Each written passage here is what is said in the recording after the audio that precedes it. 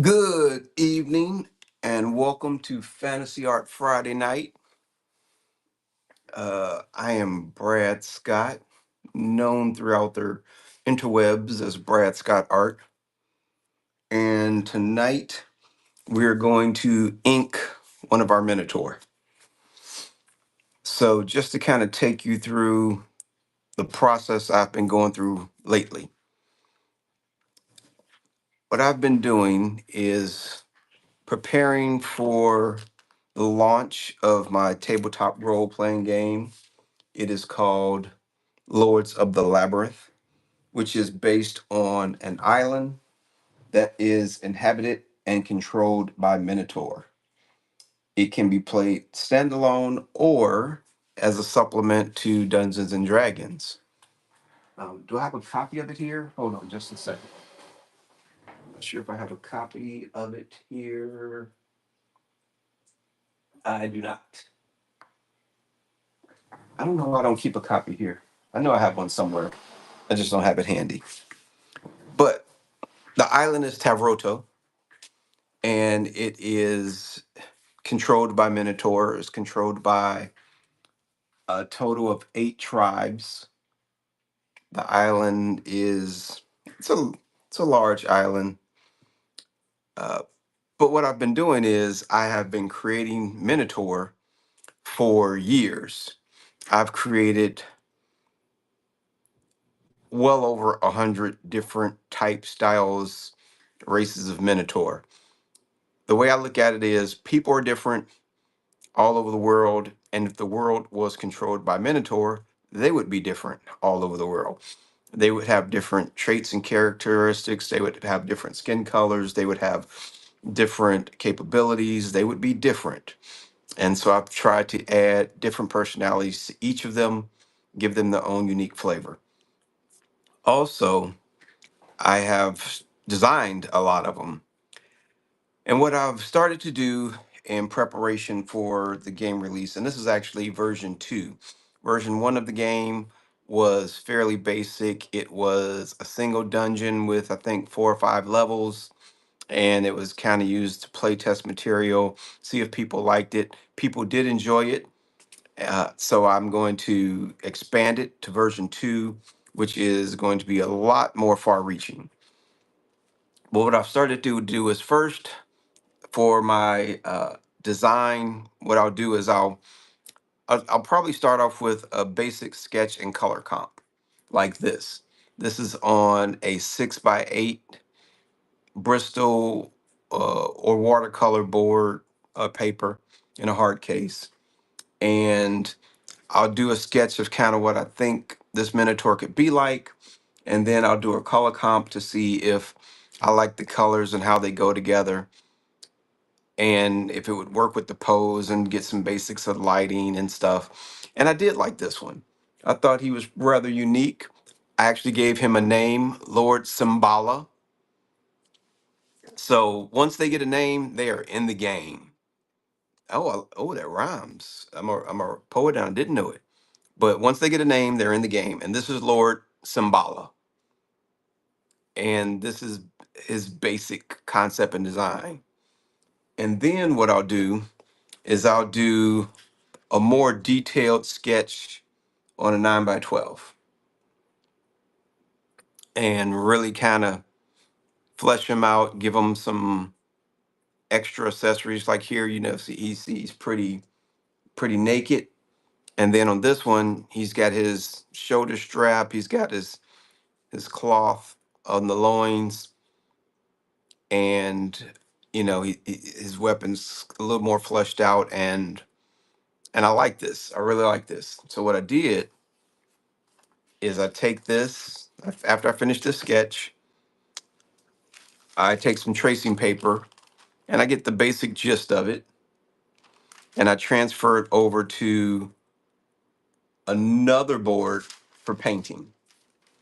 And so this is the painting that I'm working on. I started this painting last Friday on Fantasy Art Friday. I'm still working on it, and the I have all of the colors laid in. I have some of the lighting laid in. And now I'm just kind of working front to back to really make it pop, bring out the shadows, bring out the details. And I was going to work on this tonight, but what I have to do on this next phase is pretty boring, and it'd be pretty boring to sit there and just watch me kind of noodle at different areas. So I said I'll do that later. A lot of this was done live, and that was the fun part of actually getting to see this come together. This next part is probably going to be a little bit too boring. But what I'm going to do is, now that I've got this set and the color comp, I'm going to take this and I'm going to ink this and then change it from a pencil drawing to a ink pen and ink. And so now we'll have the color comp and concept drawing, painting. We'll have a fully inked sketch, and then we'll have the full painting. And I'll make these available individually or as a set. So you can get just one of the pieces, or you can get the whole set for Lord Symbala. So I think that is a pretty cool deal, a pretty cool way to approach it. And that's what we're going to do. So I'm going to ink this tonight. Let me put this stuff away.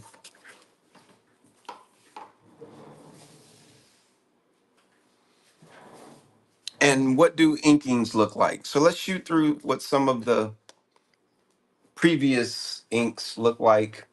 And these were all done. And as you can see, this folder is pretty thick of drawings that have been inked.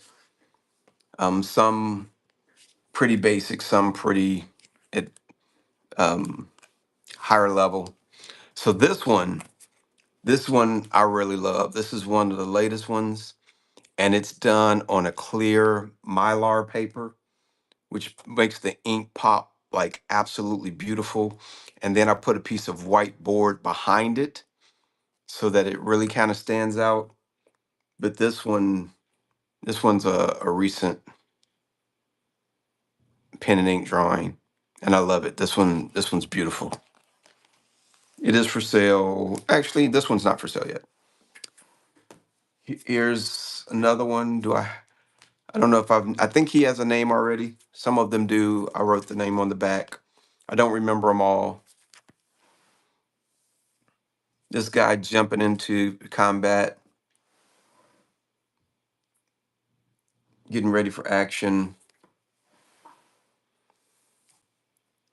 I looked at him as kind of worshiping the moon or the sun. I wasn't sure. And then this guy definitely jumping into battle, jumping into combat. This one was a cartoonish one. It was kind of goofy. I didn't really like it. He definitely didn't get a name. I was kind of going for something different with the face and head. Didn't really work out. I may try something later on it. This person did make it into the game. This was a concept sketch. He is a runner uh, that transport him. He's a messenger, and he runs from tribe to tribe delivering messages. This is Lord Rangress. He is one of the first that I ever drew. And I think I have a painting of him further back. But this was the concept sketch. This was another concept sketch. All of these are concept sketches. I looked at him as kind of a bruiser. It kind of worked out, but I need to change it up a little bit. This one I really liked. I looked at him as kind of a gunslinger, but with knives. So I wanted him to have a kind of a Wild West feel. And I really like the way he turned out. I'm definitely going to develop him more, and he's going to turn into a painting. This one up here, he made the book. He is an archer, and I'm not sure what tribe he's going to belong to yet, but I'm definitely going to turn him into a painting. This one came out really nice. I'm going to put that one up for sale pretty soon. This is one of the first drawings that I did from a series that I call Minotaur and Maidens. The Minotaur and the women who love them. So I tried to kind of put together what that scene would look like. And this is a basic concept sketch. I really like the way it came out. Here's another Minotaur and Maiden. I did this one at MegaCon. I did this one live at MegaCon in Orlando, and it came out pretty good. Another concept sketch.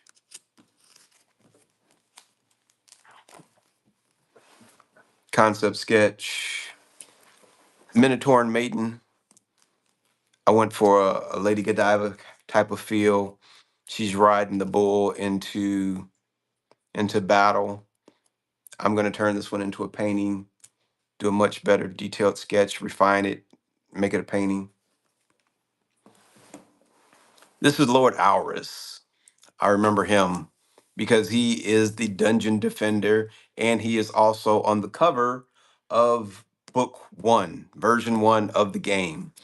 He's painted red and he is a dungeon defender. And I really like the way this one came out. I did he's a vampire and I used kind of a blade.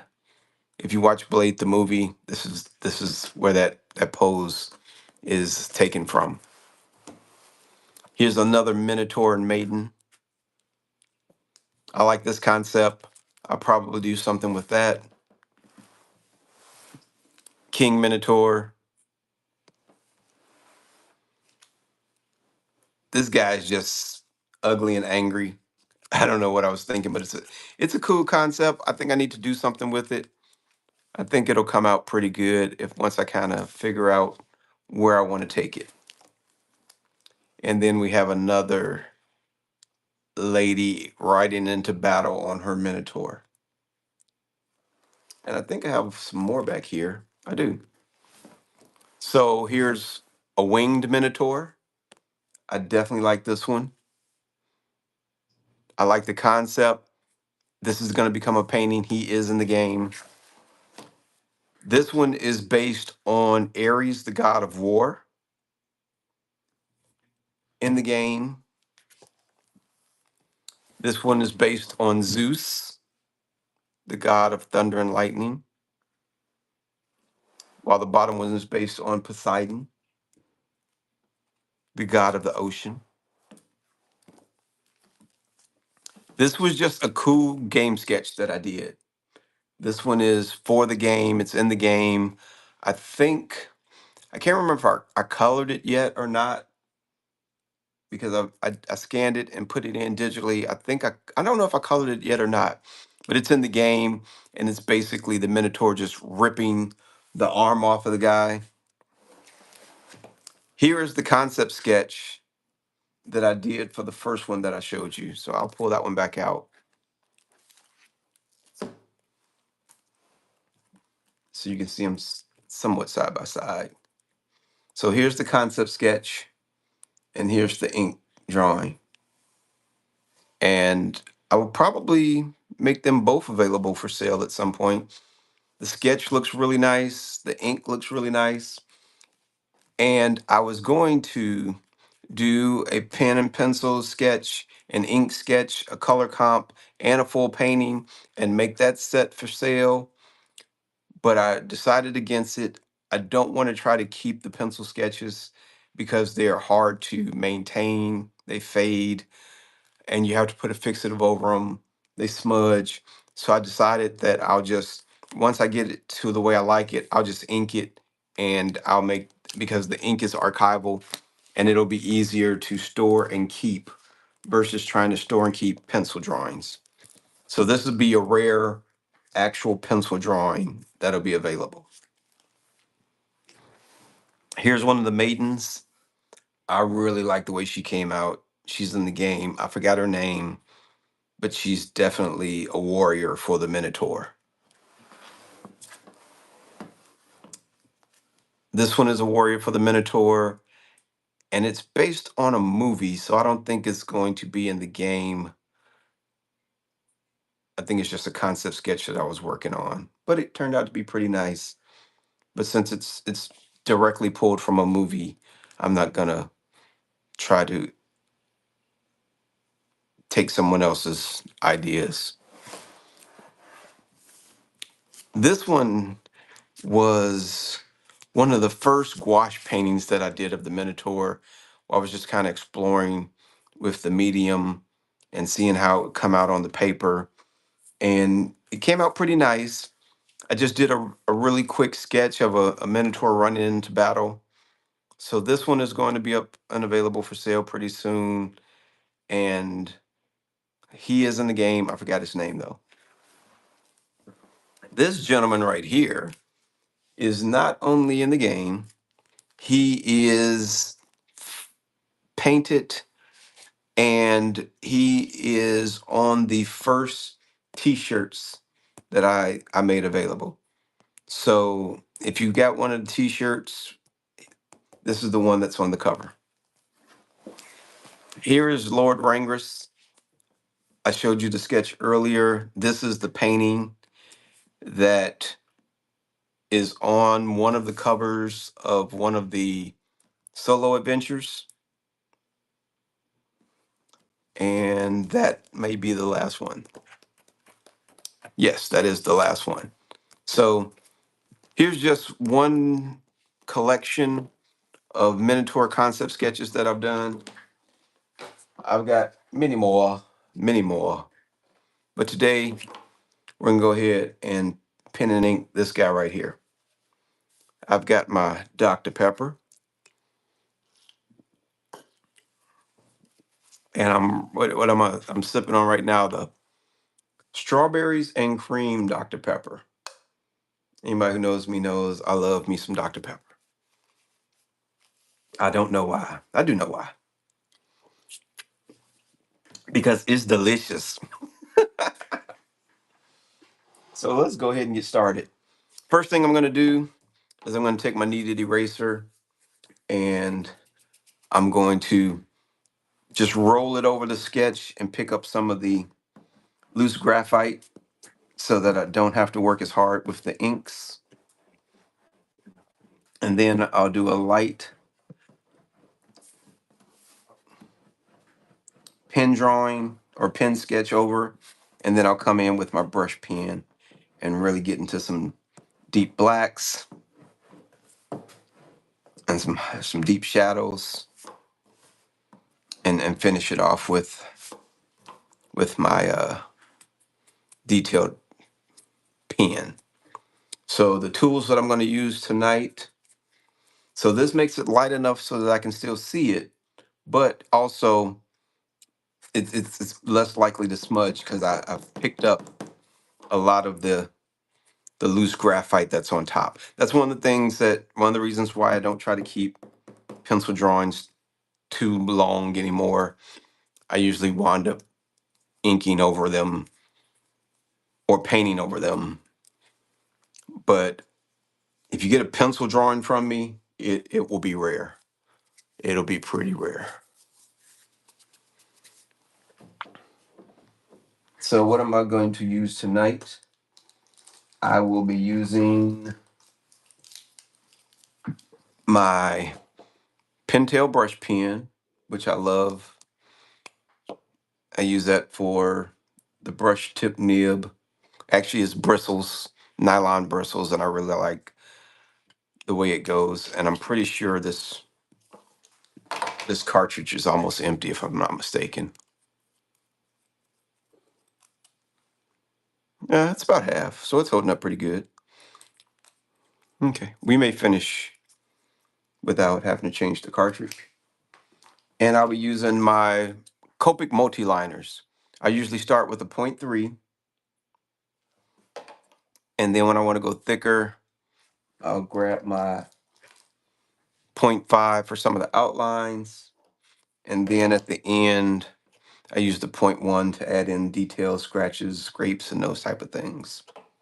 So that's what's on the card for tonight. I'm going to go ahead and get started. Again, I will use the point three to start. And where we at? We'll get started. Let's say 10, it's 10:43, so we'll time hack that and see how long this one takes us. I want to take a minute to say thank you everybody who's stopping in and enjoying the show. We are multicasting on Whatnot and YouTube. So thanks everybody who's jumping in, jumping on. If you got any questions, please let me know. There are some auctions in the bin for anybody. If you want to see some of the pen and ink drawings that are finished, let me know. And if there's something you're interested in, I'll throw it up there for auction. Okay, I probably need to just get pictures of them up there. I didn't have it today, so they're not ready. I'm slow on the ball. But for now, we'll go ahead and pen and ink this. And I've been delaying so that I get a nice start time at 10:45. We'll time hack that and we'll go ahead and get started and see how long this one takes us. And what am I working on tonight? I'm working on a vellum surface, which is nice. It's not smooth and it gives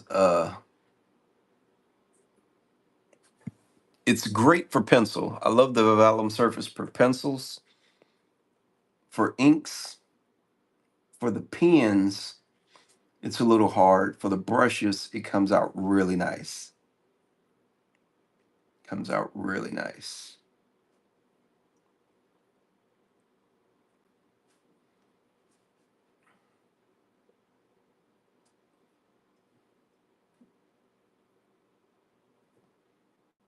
So I've been a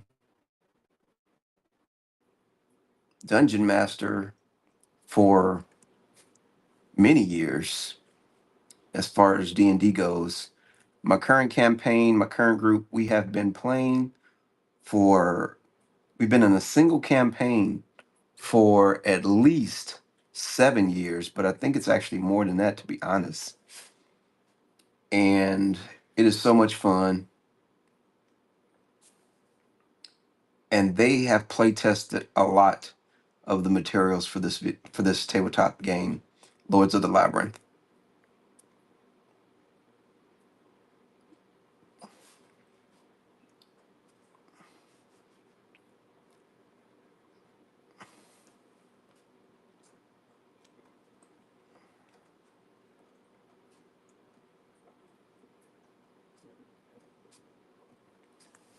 So when the game comes out, there will be opportunities to join the playtest group.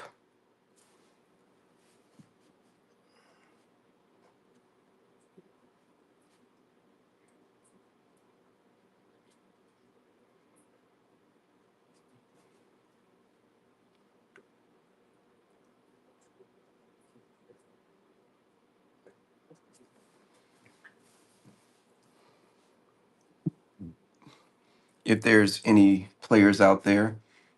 So let me talk a little bit about Lords of the Labyrinth. And I don't know why I was inking slow. I don't need to ink slow. This part is relatively easy. So, but Lords of the Labyrinth is, it started as a supplement to Dungeons and Dragons and for my tabletop group. And that was version one. Version one was strictly for our homebrew game,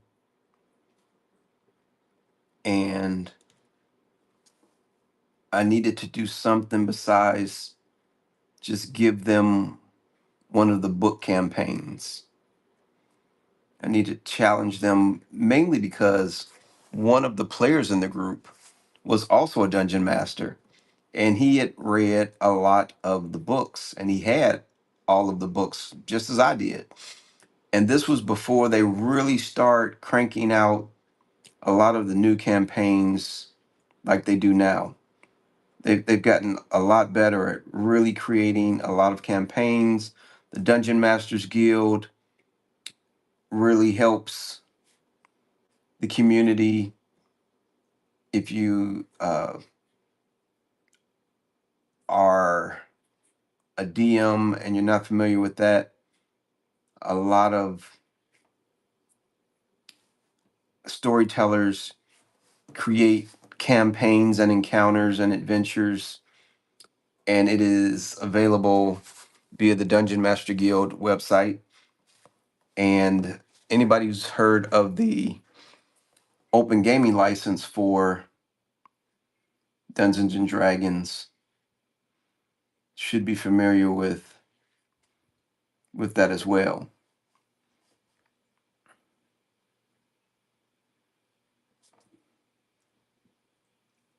I also have some encounters and adventures available on the DM's Guild.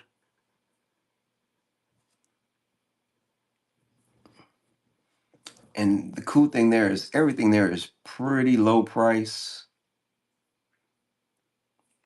We're talking less than $10 for a lot of stuff.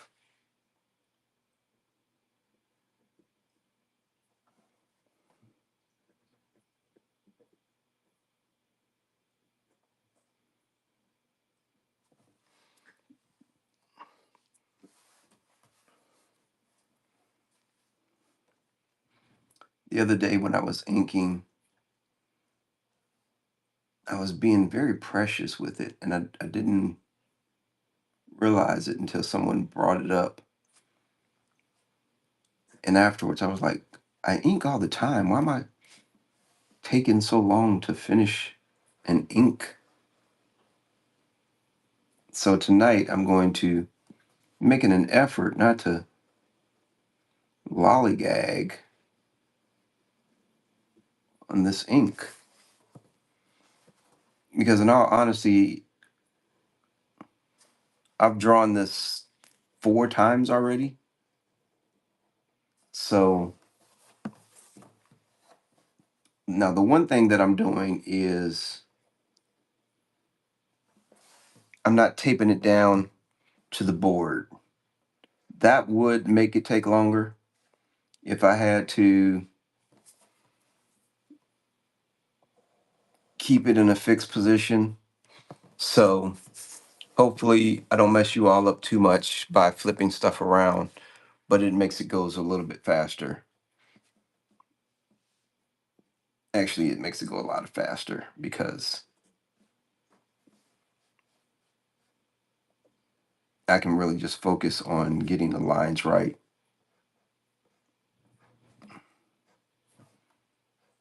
and not can you see it? No disrespect, but it's really more important that I get the drawing right.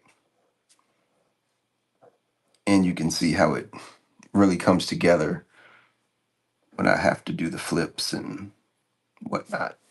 And the reason I do that is because these curves are my natural arc. So if I don't move the paper around and bring it together in the natural arc of my body, then it just gets a little bit more difficult to put it together. That's all.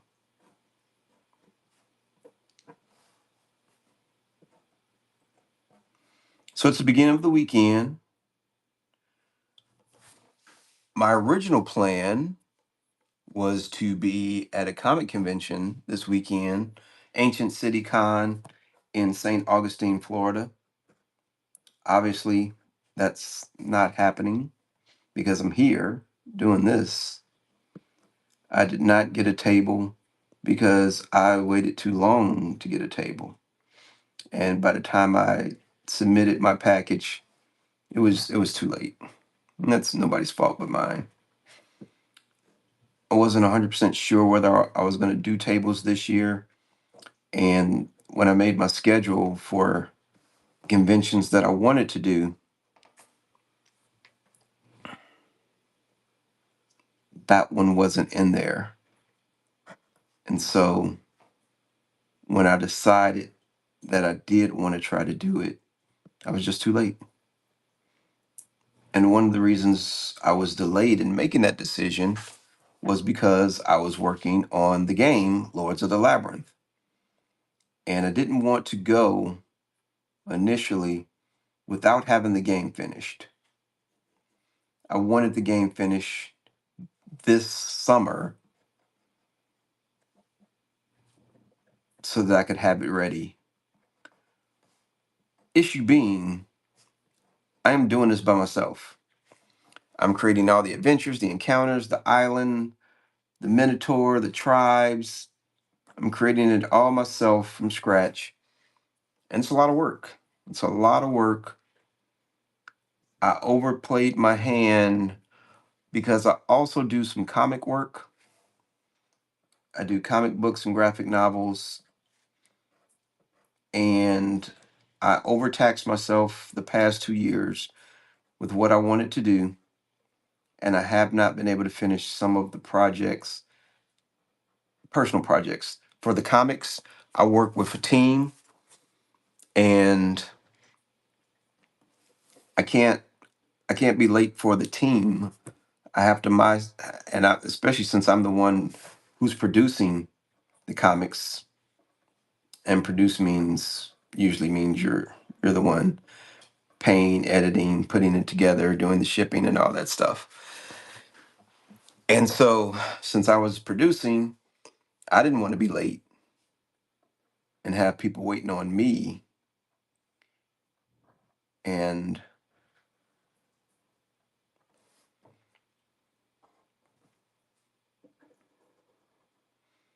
it took priority over me finishing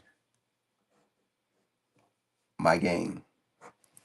But now most of that is done, and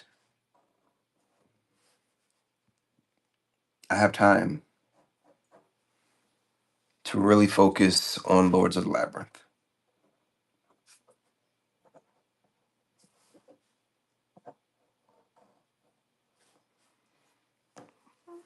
which I'm excited about because when I did version one, I wasn't sure how it would be received, but it was received very well. It got good feedback. The group I ran it with really enjoyed it, and we've run it live, and I think we've done some of it virtually, and it works. And so I really wanted to build out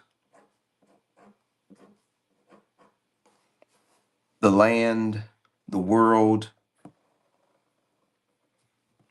make it much more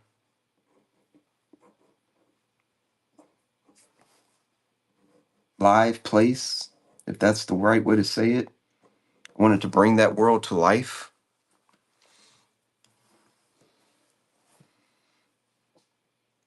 And I think I was able to do that in version two.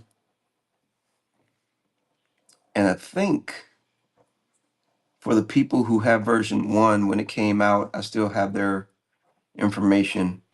I think I'll just provide that updated version to them either as freebie or at a very strong discounted rate because they were able to provide some pretty good feedback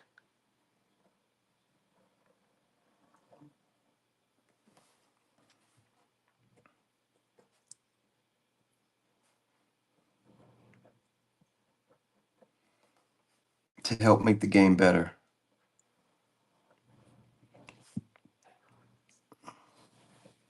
I'd like to do some spoilers, but I don't know if I should because this version 2 is going to have some really cool stuff.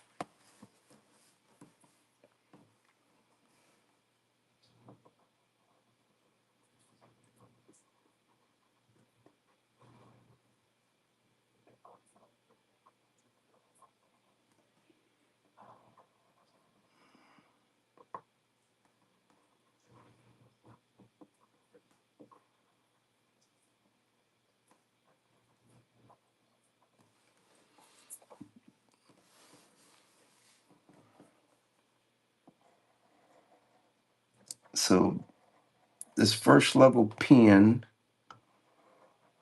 I was able to get through rather quickly. Like I said, I don't know,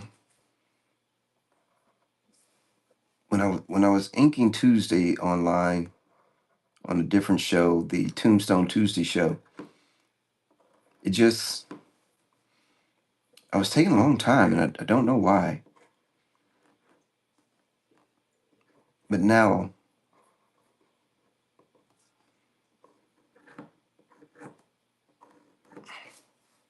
I'm kind of zipping through these inks pretty quick.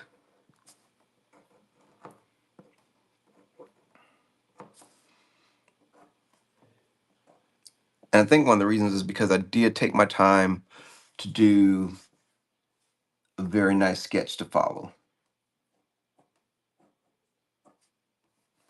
And so I'm not trying to create a lot of the design work here in the moment when design work is done. One of the other things that's very unique to me is I always give my Minotaur 3 fingers. 3 fingers and a thumb. That's something that I do for me. One of the ways I distinguish my designs.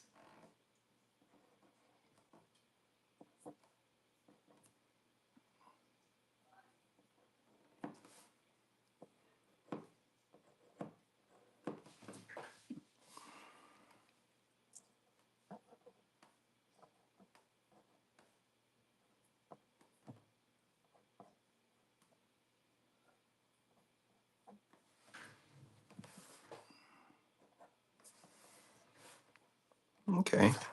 So there's the basic line drawing, and now I can erase the under drawing. But that came out pretty good.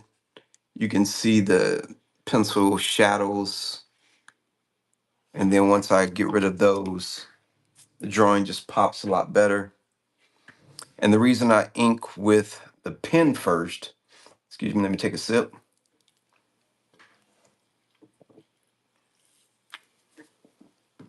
Reason I ink with a pen first is because this dries pretty quick, and as long as I don't have any big areas where I pause too long, I don't have a big chance on smearing the ink. And I can come in with my harder eraser versus the kneaded eraser and really get in there and clean this up. Because I can see, you all may not be able to see it, but I can see where I've smeared pencil marks all over the thing. The graphite just, it's gonna smear. It's going to smear. There's nothing I can do about that. I love pencil drawing. So the only place really that I have pencil drawings that stay pencil drawings are in my sketchbooks. And I may do a sketchbook tour because I just finished a new sketchbook. Or not new sketchbook. I just finished a sketchbook. It's not, of course, not new if I'm finished with it, but I just finished, or I'm about to finish. I've got like 3 or 4 more pages in my current sketchbook before I switch over to another one. And so I may do a tour, a sketchbook tour, because a lot of those drawings can become sketch cards or concept drawings or nice finished pieces. Now that I've drawn them, and a lot of them are becoming sketch cards because they're fan art. DC, Marvel, Image, those type of things, Dynamite, Boom Studios, their characters. Sometimes I'll just warm up with a Batman sketch or an Iron Man sketch or a Hulk sketch, something that everybody knows what Batman and Hulk and Iron Man looks like, so I don't have to think about it. And I can just get my hand moving, make sure I'm warmed up, make sure I'm good to go, and finish a nice quick sketch. Also in the sketchbook, I have concept drawings, I have things I want to practice. Maybe I'm working on hands for the day, and so I'll do a page of hands. Or maybe I'm working on a concept, like when I was working on my Gods and Spirits series, and I was working on, I think it was Anubis. And so I was doing sketches of dogs and wolves just to kind of figure out what I wanted concept wise.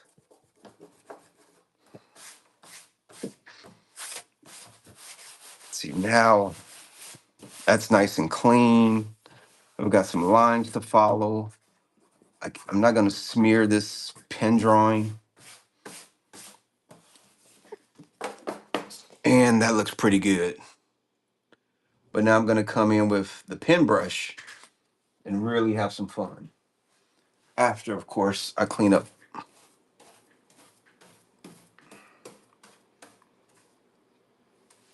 It's it's funny. I was watching Jim Lee draw recently, and someone asked him how come he doesn't brush away all of his erasers after he does it. He just leaves them sitting there on the drawing paper a lot while he's working pencil drawings. And someone asked him, how come you just don't brush those off or sweep those away? And he said, why? They're not in the way. And just wasting time sweeping them out the way. And I thought that was interesting because when you're doing a pencil sketch, it might be more time efficient to just erase and keep drawing rather than sweeping it out the way. When I'm doing pencil sketches, concept sketches, I don't erase. And so that's how I save time. I just keep going and I make the new line, and then when I ink it, I pick the right line, and then I do the one eraser at the end.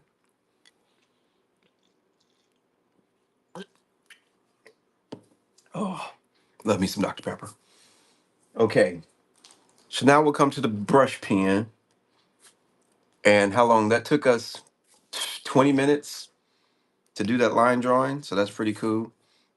I always like to make sure I got good flow on another piece of paper first before I slap it over on my final drawing, because I've made that mistake before where I pull out my pen and I go to make the first mark and I get a glob and I'm like, oh my God. But before I do that, there are some areas that I do want to make sure are nice and tidy. So I will use my 0.5 for those. Like the eyes. I don't want the eyes to look too bad, so I want to keep that shape, because with the brush pen, there's no guarantee that I'm going to get the shape that I'm really wanting.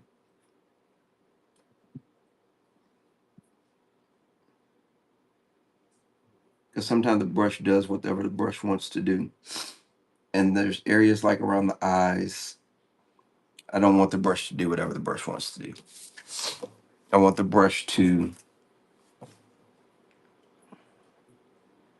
I want the ink in a certain spot, because there's certain shape language that I want to keep. So I'm also going to do the nostrils, because those are shapes that I want to keep. And I don't want ambiguity in those areas. Now, the important thing here is I know how I would like to ink it, starting with some of the bigger areas, but I can't do that because some of the areas are over here. And if I ink here and I'm right-handed, I'm going to smear it. So I really have to kind of work top to bottom, left to right, and come at it diagonally like that. And that prevents most smearing.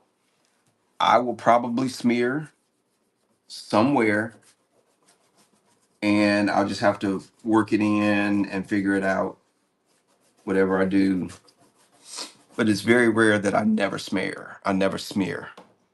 It's just the nature of the work. Again, if anybody would like to see some of the completed pen and ink and see what's in the portfolio and available for purchase or auction, let me know and I'll flip through it again. I've done it once, but I'll take a break and do it again if anybody's interested. What I also need to do is make sure I know where the light is coming from. So what I like to do, because I'll forget, is I'll take a little piece of tape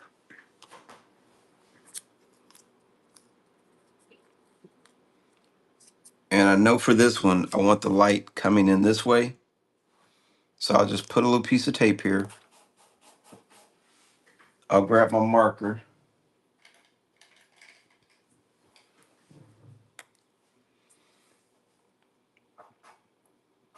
And I'll just draw my little arrow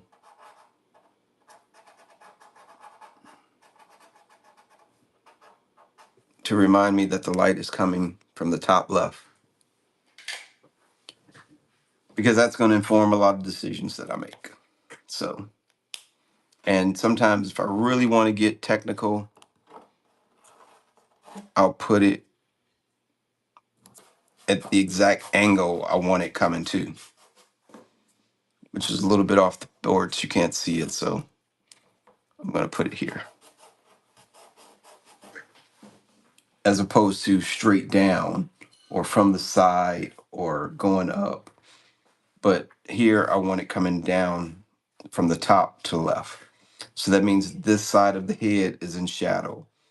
That means this side of the torso is in shadow. Under this side of the arm is in shadow. Light, rim light will be out here and maybe under there. So that I don't forget, I want to make sure that I do that.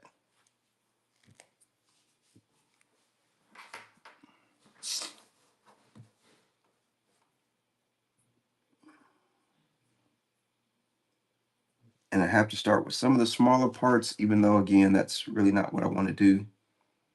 But because I don't want to smear it, it's just kind of the way it has to go.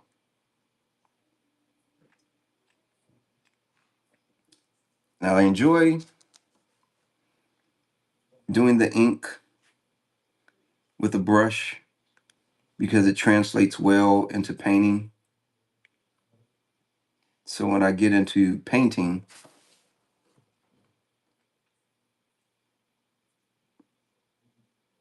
it's a lot of the same movements and same habits.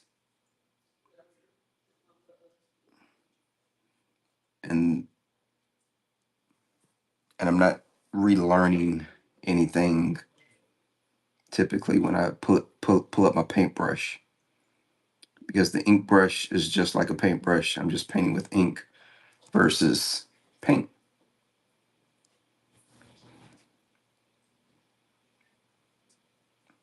And already you can see adding in some deeper blacks really makes it pop versus just the line drawing by itself.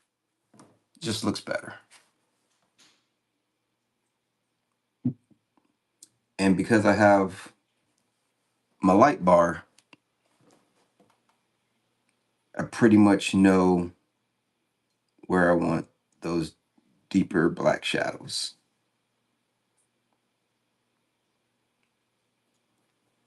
I feel like I'm getting the sniffles. That's not good.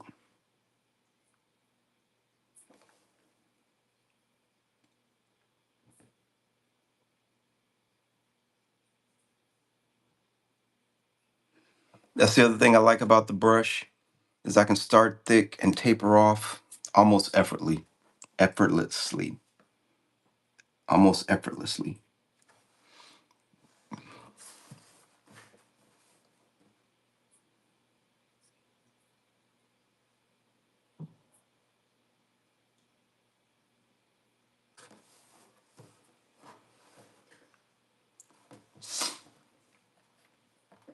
I am getting the sniffles. I don't like that.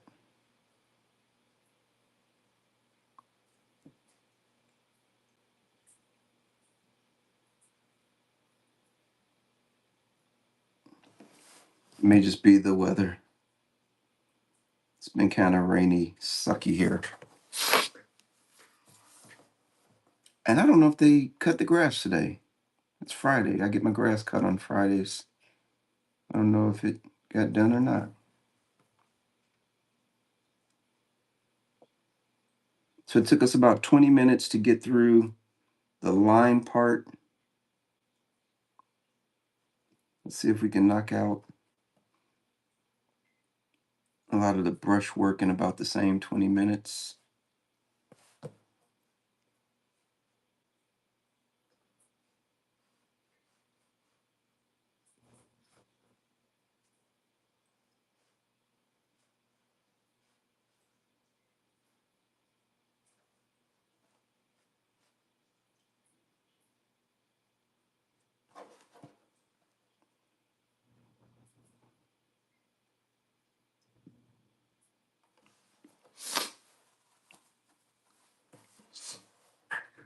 So that's feeling good. So I'm going to go ahead and do the head. I never like to start with the face. Just making sure my tools are good to go, as well as my hand. Like if I had done this part and it just wasn't, if it was coming out funky and it didn't feel right, then I wouldn't do the head. I'd keep working on some other places, some other areas until I felt confident I was ready to do the face. Or if it just wasn't, if I wasn't feeling it at all, then I would just stop and I'd figure something else out. I would say it's not happening today for the ink, which I do sometimes. Sometimes it's just, you're not feeling it. Basically, it's like, this isn't working. And so you have to pause X on there and do something else. Maybe go back to pencils. Oh, excuse me. Do a pencil sketch again. Make sure the hand is warmed up.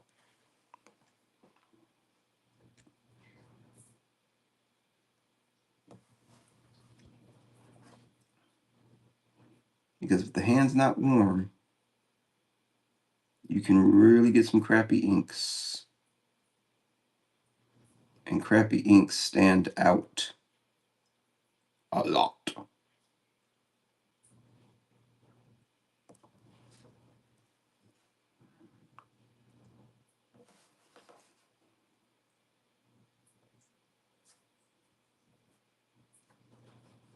You'll see me ink over some lines that I had.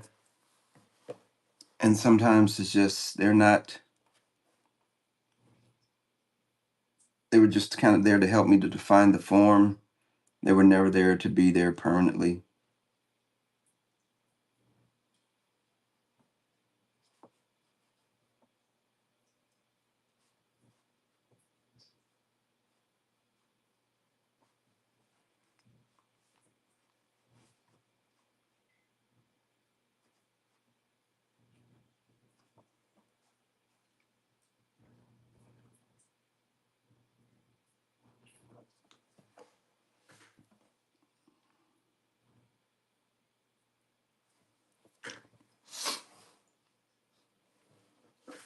I apologize for the sniffles again.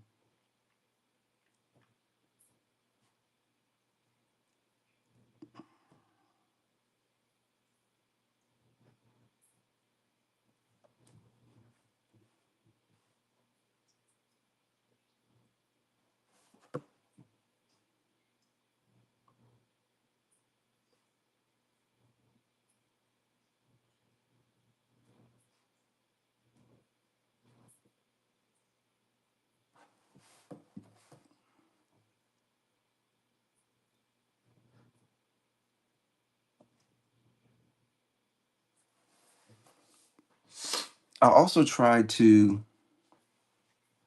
integrate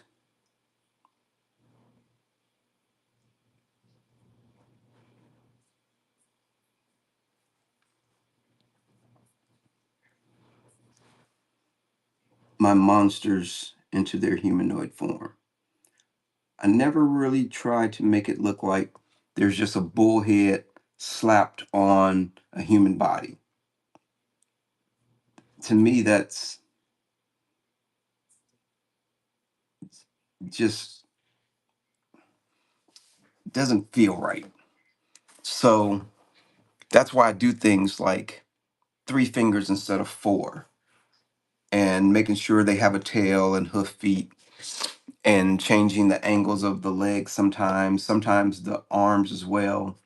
But I always try to make it look as if there's not just a bullhead sitting on a human body, but that it is a harmonious piece.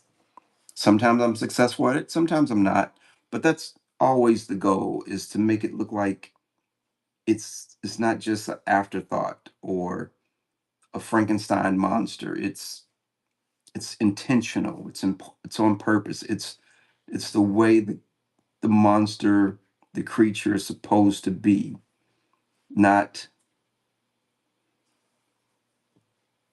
oh, let's just slap that on there and be done. And there's a Minotaur.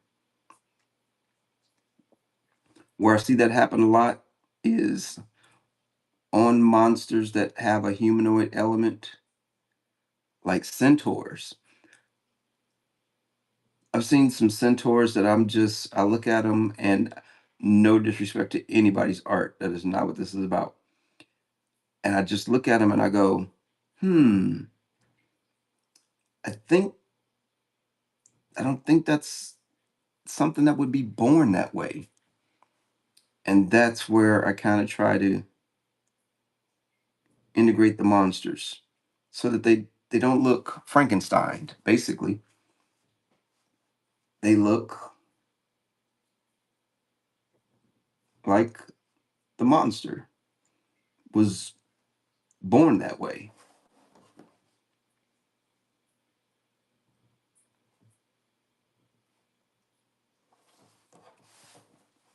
Just a little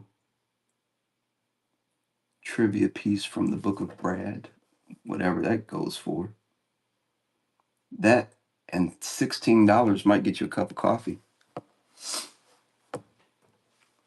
Yeah, coffee's expensive. My advice isn't. But for people who do monsters, everybody has their own little little ways to kind of bring those monsters to life. There are some artists that I know. Is my head in the way? It's not. There are some artists that I know that their monsters look so believable that they actually make me scared. I think to myself, I'm going to run into that one day, and it is not going to be good. That's how good their monsters are sometimes. And that's the way I love to feel. I love to feel like, wow, that thing is real, and I'm going to run into it one day. I need to be prepared.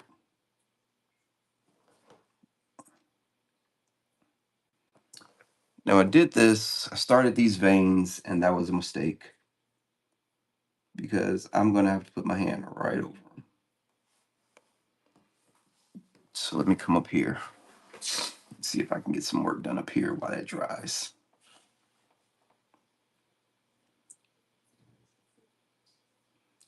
The other thing with using a brush is you have to have an idea of which way the stroke is going to go, because the brush is not like a pen. You can't go back and forth, back and forth. You have to stroke it like Clarence Carter, for anybody who understands what that means.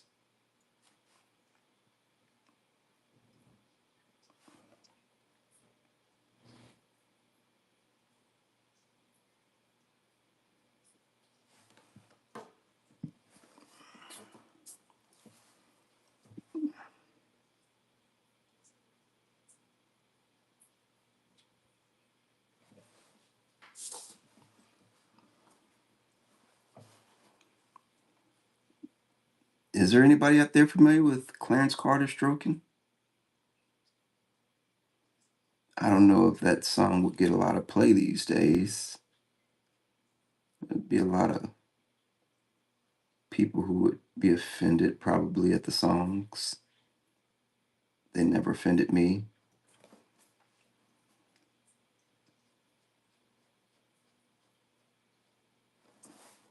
But we won't go into them too much here. Just know that those were awesome. Those were awesome songs.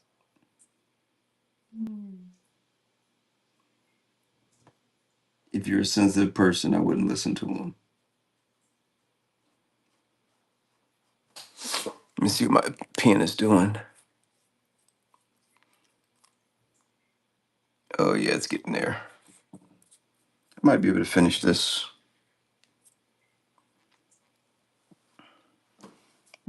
But the ink is flowing.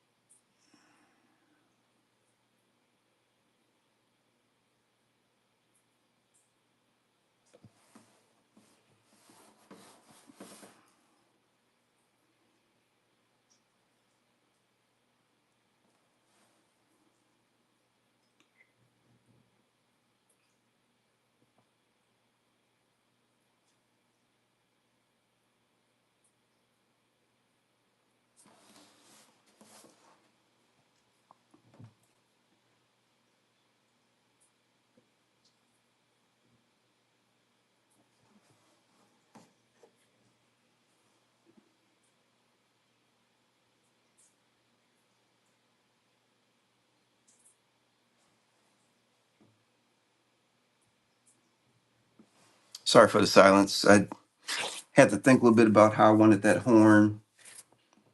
I wanted to pull it away from the weapon in the back. So I think I don't think I need to thicken those lines up and pull them forward away from that.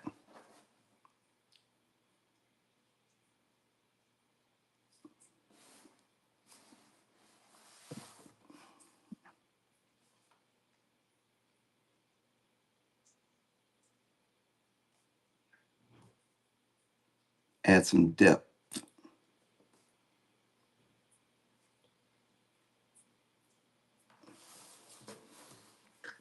This will pop that back and push the weapon back a little bit by just making those lines a little bit thicker.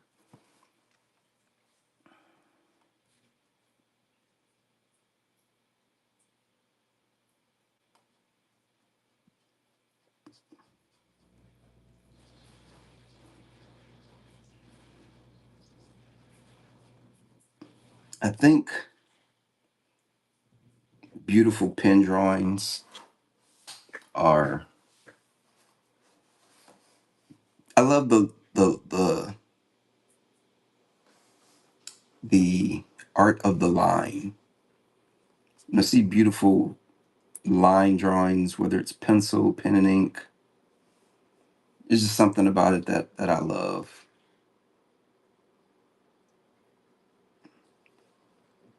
I'm not sure what it is, what triggers it. It just maybe it takes me back to growing up with that basic art, because most kids start off drawing pen and pencil on paper, and that's where I fell in love with art. And so it just holds a special place in my heart is the art of the line. Making something with it just looks beautiful with line work.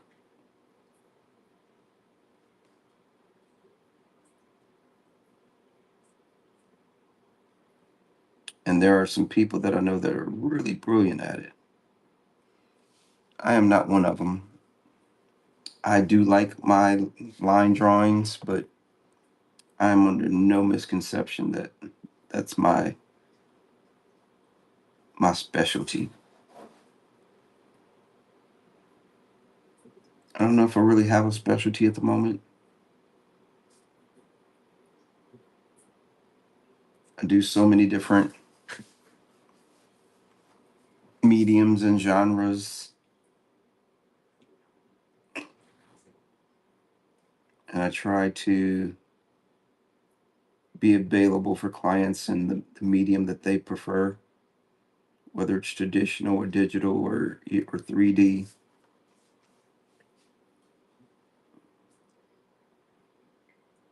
which I think is good in and of itself is having a good repertoire. I just consider myself a an illustrator and get into that illustration with my hand in the best way possible to serve the idea, to serve the creation.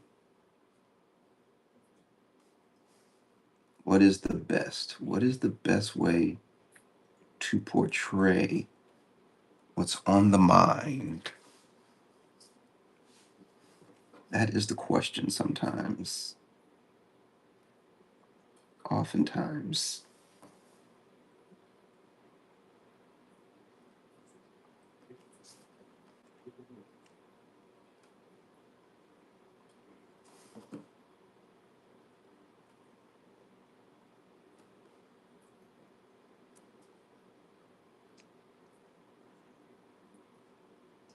So adding in these, what we call deep blacks,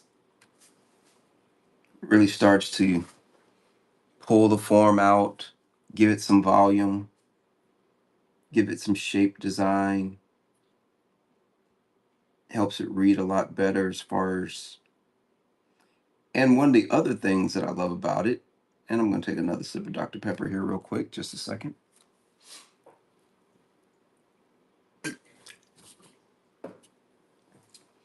One of the other unique and great things about line drawing for me is I'm colorblind. So in a drawing like this, that doesn't matter. It's not a hindrance at all. I've kind of gotten to the point where it doesn't hinder me anyway. But for the most part, when I'm doing line work, being colorblind just plays no factor in that whatsoever.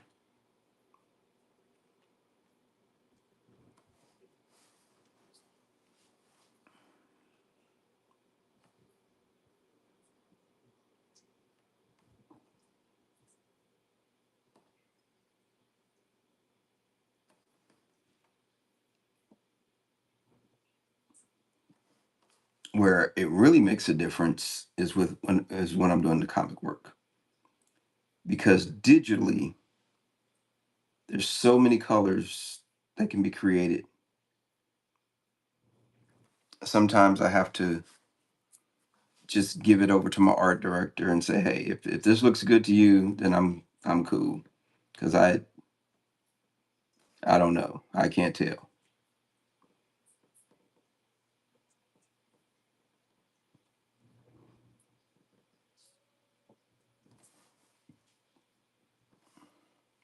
And then I let him make the call.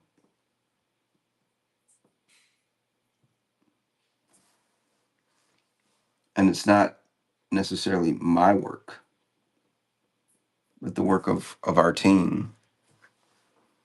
Sometimes it's just, I tell him, you got to make the call. I don't know. Whatever you say goes.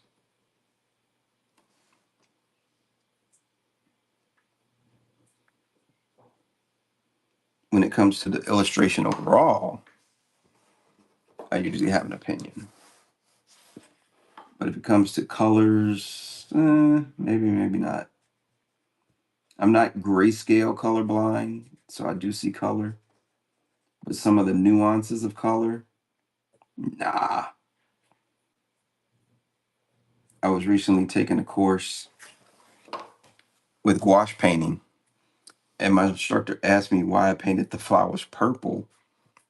And I said, because they're purple. And she said, no, they're not. They're pink. And I was like, really? When I looked at the drawing, they looked purple to me. And so she informed me that they were indeed purple. Or excuse me, they were indeed pink, not purple. So they still looked good, but just now to anybody who didn't see the reference, made no difference whatsoever, right? They're like, okay, that it's just flowers. But in the course where I'm showing my reference as well, she could see it and say, no, those are pink. They're not purple.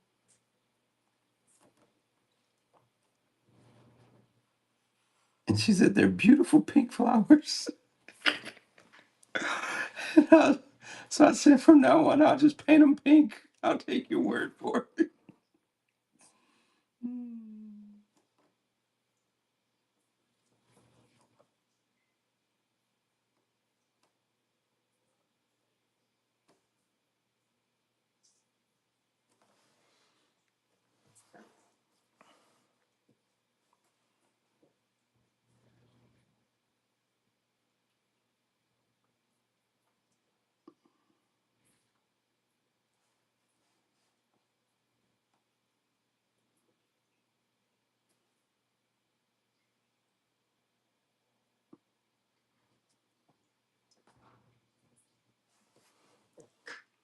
So I think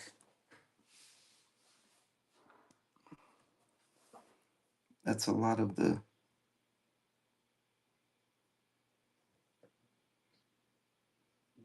I feel like I just put my hand in something wet.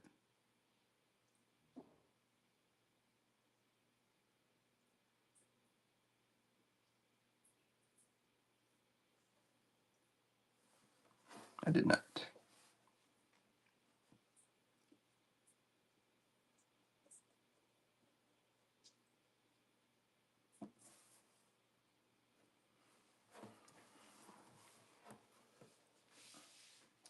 I think that's for no. Every time I look at it, I think maybe that shouldn't be. Maybe that should be a deeper black there too.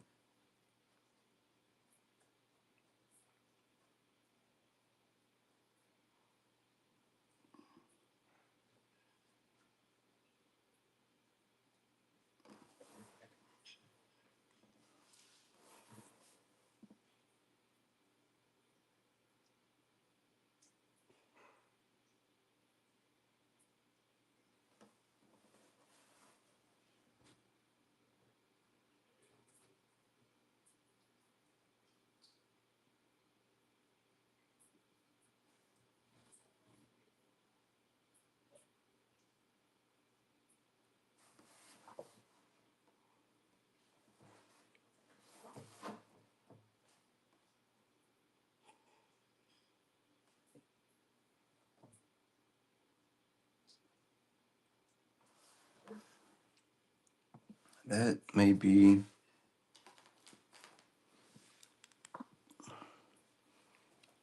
That may be the majority of the big parts I want painted black, and I might be able to go in. So we spent about 30 minutes doing that.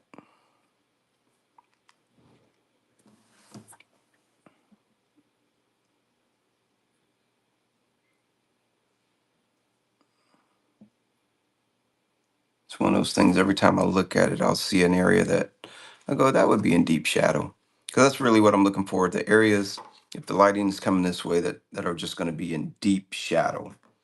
So this side of the neck, probably this side of the head, but I do want the head to separate a little bit under this side of the body and under the arm over here. Definitely are going to be,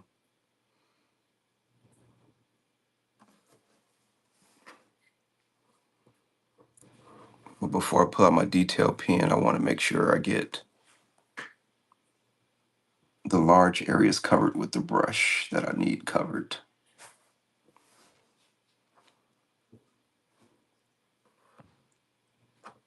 because we are almost done with this one. And now I'm just kind of looking, where do I really want to pop it? So I'm going to go ahead and do this jaw.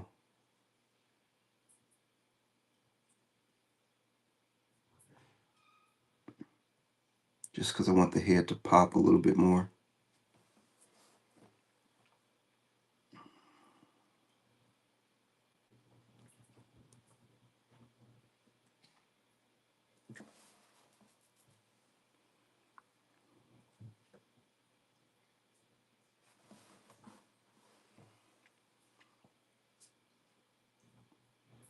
I can bring it down just a tad like that. And connect it here. Give it some shape.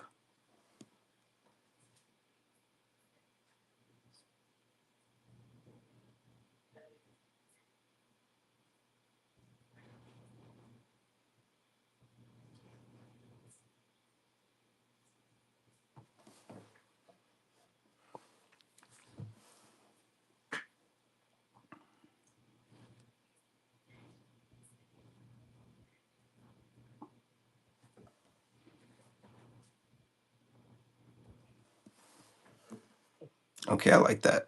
I like that a lot better. Kind of frames the head.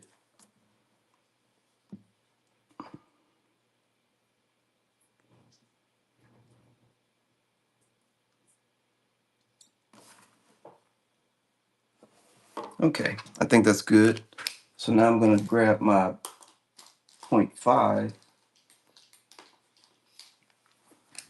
and there's just some lines I want to thicken up a little bit,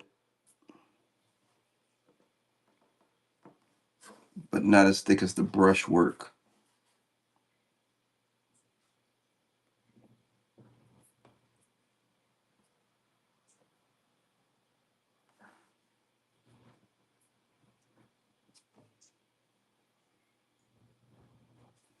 Just kind of sharpen up some of the edges.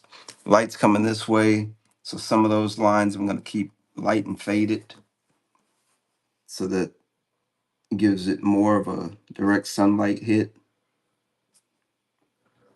And so that gives me 3 different size lines: the brush line, the 5 line, and the 3 line, which is nice. And I can use this to add some separation to some areas, to define some areas a little bit more, like the torso from the toga.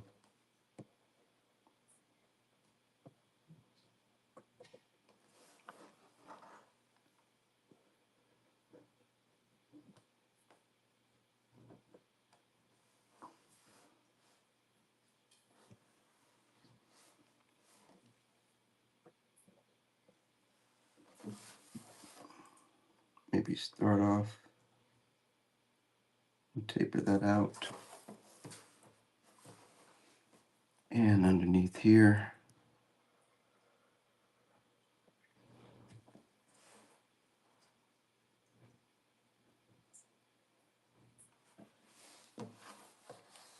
and to give some volume to this,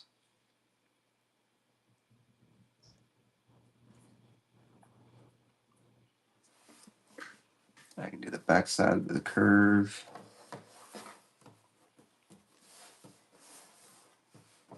Again, I got to find the natural arc of my hand. Now, when I'm inking someone else's work, it's a little bit different. I do that sometimes with comics. because they drew it and I'm inking it for them, and it's not my natural arc, it's their natural arc. So that takes a little bit more attention to detail, as it were.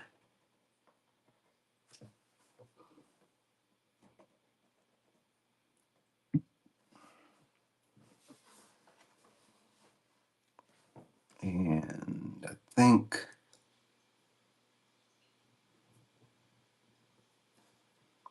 that's good there. Now I want the horns to look like they're broken, so we should see part of the insides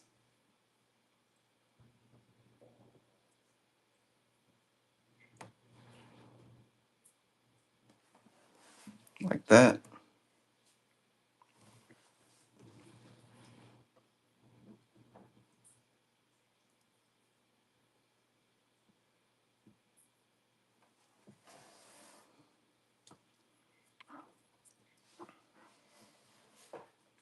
And then let's give a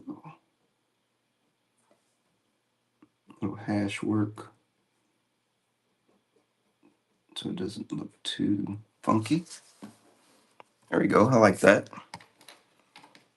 And now I can finish up with my point one and just add in some really light details. So now we've got the basic form with the point three marker. Then I came in with the brush to really bring in the deep shadows and make it pop and stand out. Thicking up a few areas with the point five to kind of show the shadow side versus the light side. And now this point one, I just come in and I almost do another pencil sketch. This is so small and fine and light. I can do like I would with a pencil, and it'll just kind of add a little further detail to the drawing without being over dominant. The one thing I have to be careful of is I'm very heavy handed. So this point one is I push the nibs in on these things all the time, which makes me mad because I really like the line that it gives. But once I push the nib in, I can't do anything with the marker after that. So I have to really keep my hand loose and not be so heavy handed and ruin my pen tip. So I come in and I'll just add in those some small fine lines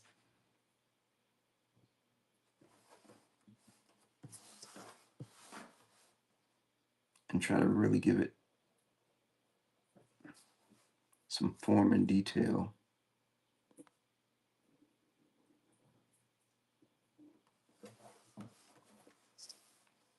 So a lot of times I don't finish the line or connect them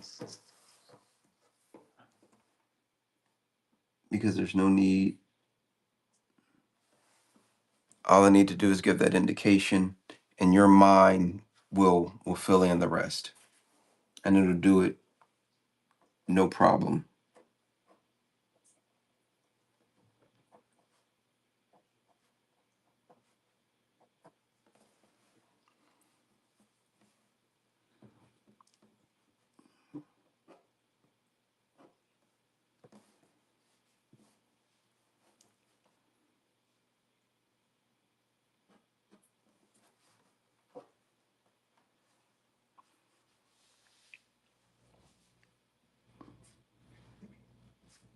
I can use it to add details and form and really get your mind working as to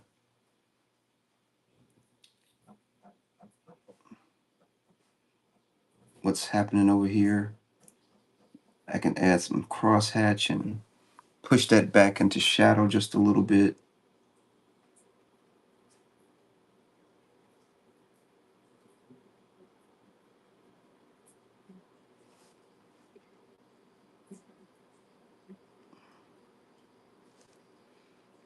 And the important thing for this one, for me, is to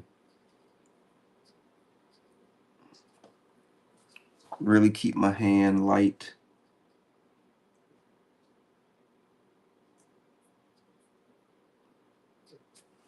and moving.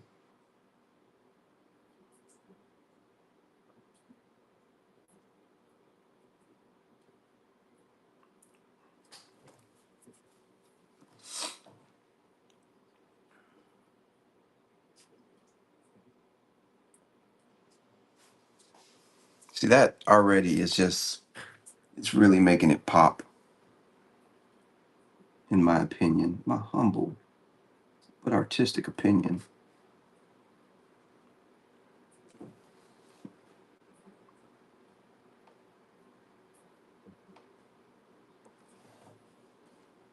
Can add some cracks and notches and divots to the horn.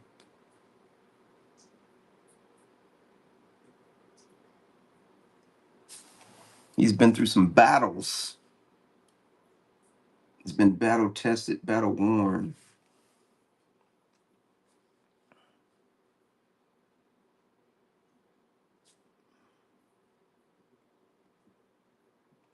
And this is a rough iron battle axe, so it's not going to be nice and smooth. His jawline will come down and over. I can add some chinny chin chin hairs.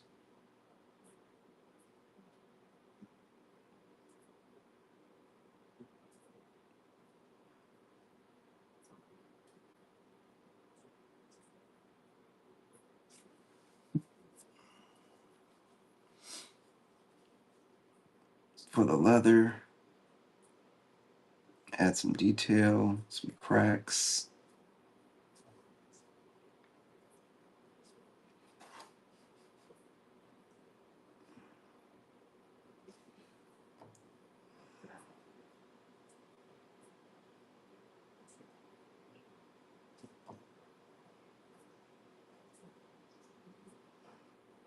And then for the metal parts, add in some shadows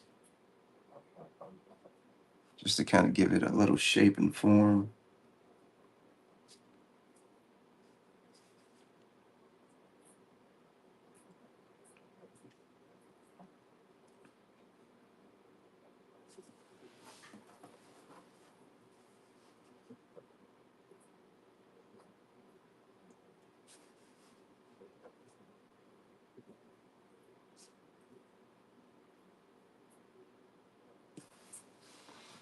Okay, that's cool.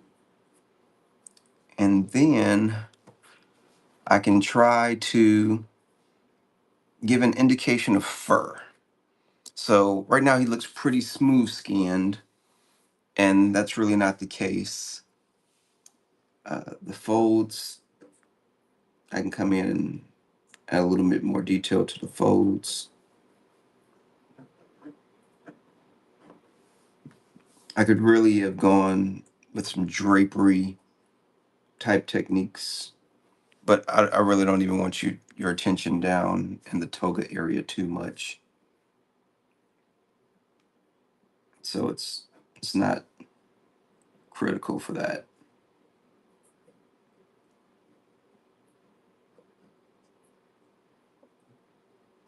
Although I should have been a little bit more jagged on the leather. Okay, so indications of fur, like right down here where I have this straight line, I can just come in and kind of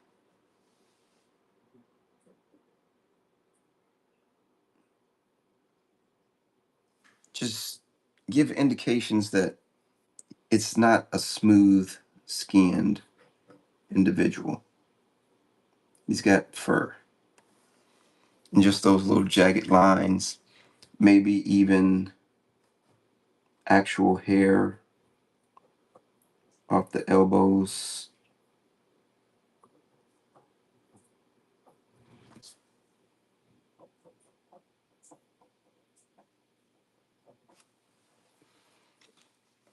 to get, and the shoulders maybe even just to rough it up a little bit.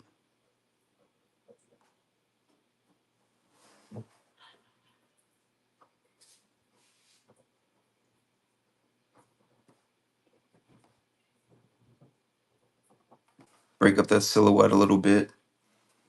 And then on the larger parts, just give an indication that it's not smooth skin. Some hair around the nipples, maybe. Heady nipples, you say?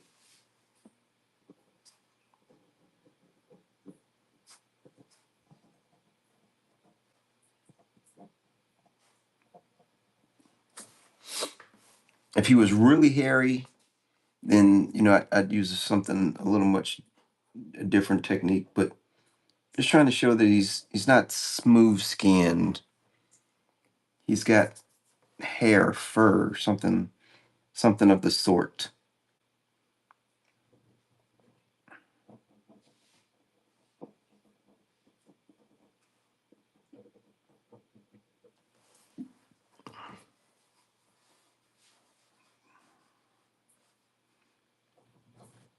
And it helps define some of the shapes as well.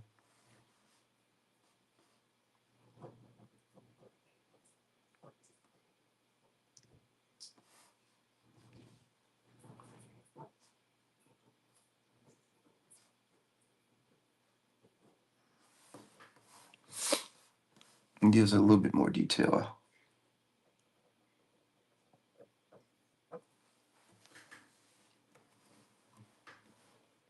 All right, I think we're good.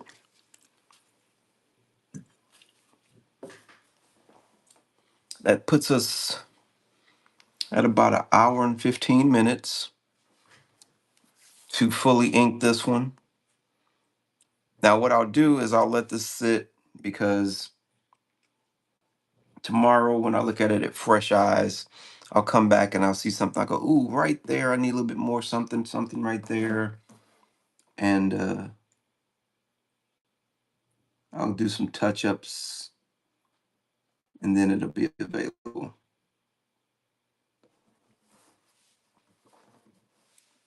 But I think this is Lord Simbala, and he is part of the Mountain Tribe in the new game Lords of the Labyrinth. And I have version 1 is out, and I think it's only a couple of bucks. But version 2 will be coming out this fall. And I'm going to put my pen down because I keep touching stuff now. And now it's just getting to be, put that there. Get a nice shot for the camera so I can get a good thumbnail for it. But I think that's pretty cool. I can see some areas I might want to go back through and do a little something with. Just depends. Again, I need to sleep on it and come back to it again with fresh eyes. But this is pretty much done. Anything I would do to it now would be, kind of nitpicky, which I don't mind doing. But for the most part, this is done. Lord Simbala, part of the Mountain Tribe from the Lords of the Labyrinth. Everybody who hung out for a little while, thank you for stopping by. Anyone that came by to just pop in and see what was going on, thank you very much. Everybody who followed on YouTube, thank you for hanging in there. If you're rewatching us on YouTube, I appreciate your views. Thank you all very much for allowing me time to be the artist. All right. You all take care. Lord Simbala, Lords of the Labyrinth, part of the Mountain Tribe. Peace out.